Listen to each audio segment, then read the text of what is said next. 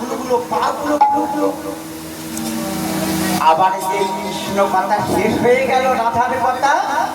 যেমন কৃষ্ণ, যেমন বলরাম, যেমন সুভদ্রা, ঠিক তেমনি হয়ে গেল।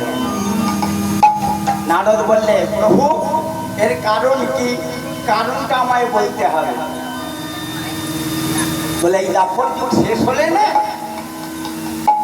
কলিযুগ আসবে, আর এই কলিযুগে আমি ওই হতে সেক্ষেত্রে জগতের মাঝে বোঝালব, তাই মহাপ্রভু আমার ভাবাবিষ্ট হয়ে গরুরের ধ্বজের মধ্যে হাত রেখে বলছে, আপন ইচ্ছায় তুমি আইলা এই স্থানে, আপন মহিমা প্রচার কইলা নিজ গুণে,